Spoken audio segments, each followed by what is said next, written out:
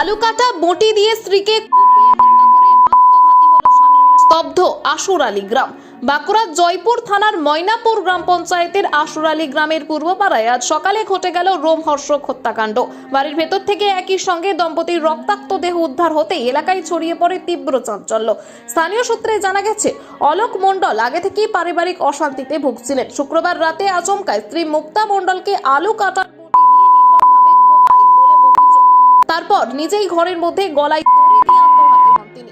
সকালবেলা ঘুম থেকে না ওঠায় সন্দেহ হয় পরিবারের অন্যান্য সদস্যদের। এরপর দরজা ভেঙে দেখেন রক্তাক্ত অবস্থায় পড়ে আছে মুক্তা মণ্ডলের আর ফাঁস লাগানো অবস্থায় অলোক মণ্ডলের ঝুলন্ত দেহ।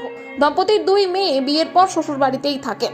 পরিবারের দাবি, পারিবারিক অশান্তির জেরে মাথা গরমের মুহূর্তে স্ত্রীকে হত্যা করেন অলোক। এরপর নিজের জীবনও শেষ করে দেন তিনি।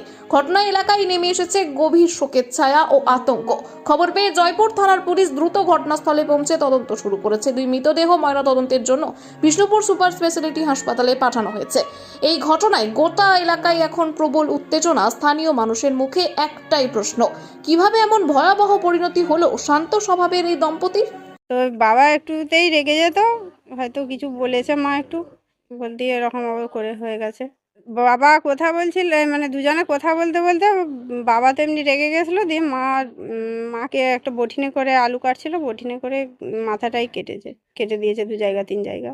দিয়ে আমরা বাবা সিঁড়িতে যে গলায় দড়ি নিয়েছে, আর মা তো মারা গেছেই। আমরা এসে দেখছি মা বিছানায় মারা পড়ে আছে।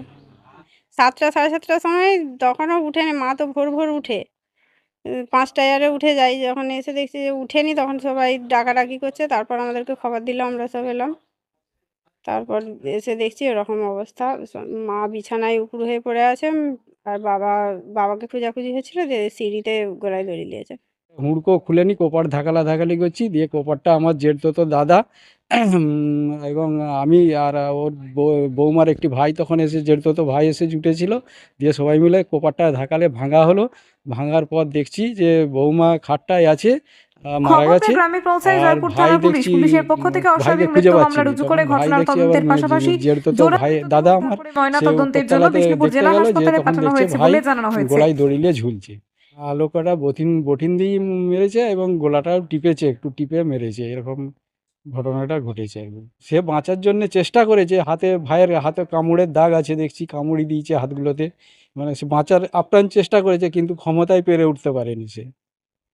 হ্যাঁ, আমার মেজো ভাই। আপনি কে হচ্ছে? আমি বড় দাদা, আমরা 3 ভাই।